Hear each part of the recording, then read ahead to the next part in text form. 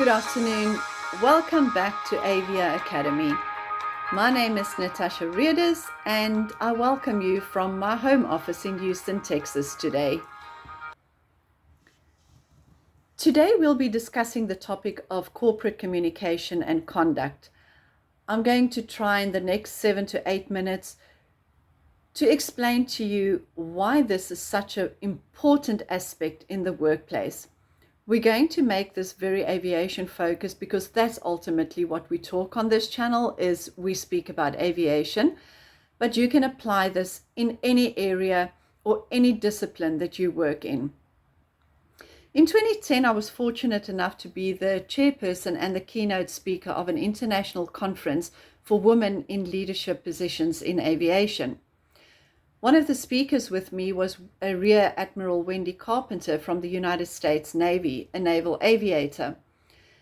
One of the messages that she conveyed to the attendees was the importance of being able to communicate with people at any level. How you conduct yourself in the workplace and how people ultimately perceive you is going to determine your success as an individual. It's also going to determine the success of the company you're either trying to establish or the company that you work for. It is important that you remember that you are the brand, whether it's your own brand, whether it's the company that you represent, your conduct is either going to break or make that brand. You've heard people use the term, well, it's just the nature of the beast. Unfortunately, aviation is one of those industries where that saying sometimes comes in very handy. We look for excuses to justify our conduct in the workplace because we can turn around and say, oh, well, it's just the nature of the beast.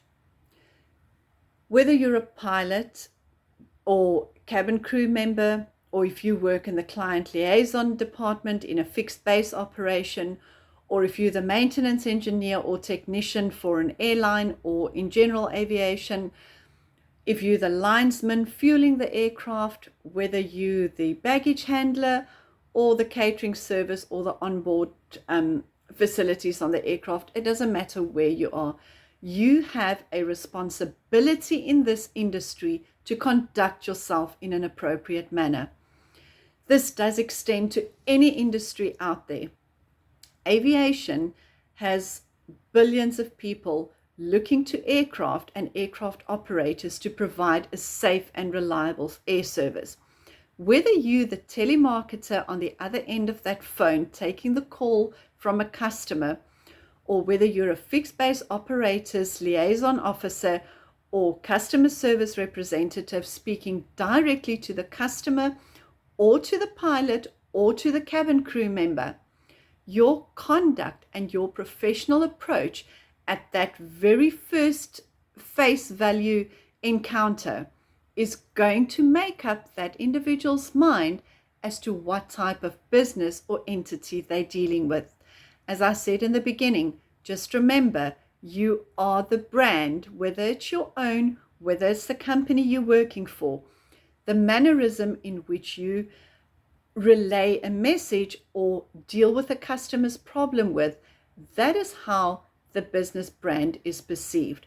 If you're a pilot, your professionalism ultimately speaks about your attention to detail and attention to safety. In the cabin, as an aerostess, it doesn't matter what you do on board the aircraft where passengers see you, ultimately your conduct and your professionalism is going to speak of your ability to handle an emergency situation. You want to create a trust relationship between you and the passenger, between you and the pilot, between you and the ground operator. As a customer liaison person, your conduct and your professionalism is going to ultimately determine whether that passenger would like to deal with you again.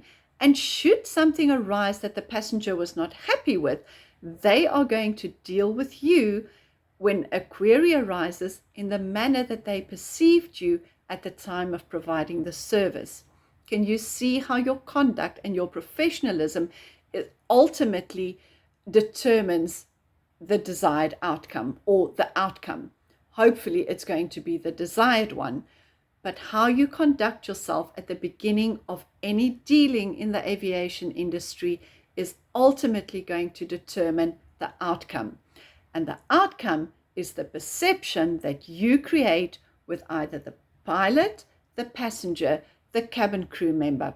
So just remember, conduct is a set of rules that is laid down by an employer for a reason. It's something that you need to abide by to ensure that you're selling yourself and the brand in a professional way, to ensure that people perceive this as a safe and reliable air service.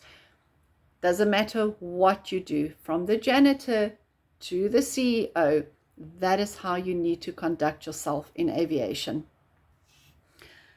I know that there's a lot of freedom with employers these days in terms of giving people what their rights are. Sometimes we take in the workplace, we take that to the extreme. We do have the right to dress the way we want. We do have the right to speak the way we want.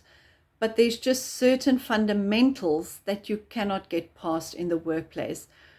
As somebody that's been in this industry for over 28 years, I can tell you that the professionalism in the aviation industry is such a key part of making this industry a safe and reliable one. The way your hair is done, the way your nails are done as a girl, if you're a gentleman, the way your shirt is tucked in, the way your tie is done. Make sure your pants meet your shoes. Don't wear modern clothes to the workplace environment that doesn't speak of professionalism. I know we all have the freedom and we all respect each other's freedom. But if you just one of those people that like to dress extreme or do your hair in extreme colors, do your makeup a little bit extreme, and do color nails on your hands, all of that is okay. But do it within limits in your workplace. Conduct yourself professionally. You cannot conduct yourself professional in the workplace and expect people to take you serious if you do not look the part. I really want to encourage those of you that are looking to enter the industry to prescribe yourself a set of values, a set of conduct rules, and a set of professional attributes that you would want people to perceive you as. I need you to make sure your nails are neat. I need you to make sure your hair is done appropriate. I need you to make sure that your clothing is appropriate for the workplace. You cannot sell the services on a $40 million aircraft and not looking the part. And the way you conduct yourself is ultimately what you want to be your stamp on the industry to enable you to grow. So however you sell yourself entering the industry, that is something that's going to stay with you for the remainder of your career. So why not start that correctly right from the start?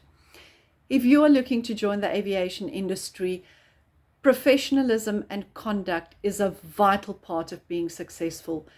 Please join my course on December the 1st on my website, thinkific.com. It's avia.thinkific.com. Enroll for the course and see how we address all these little aspects of how to ensure that you become not only a professional and good aviator, but how this can take you further in any career. Please make sure that you follow all our videos, that you get enough information, and make sure that this industry is for you, because although it's an industry with old information, old knowledge, and old ideas, all of those are still so relevant in the modern environment. And if you're a youngster that's looking to enter this industry, please learn from us, Please learn from those in the industry that's going to be teaching you. They are there to pass on a wealth of knowledge. You need to be open and accepting to those, take the best from it, and make the best you. Thank you for watching this video, and I look forward to seeing you in the next one. Goodbye.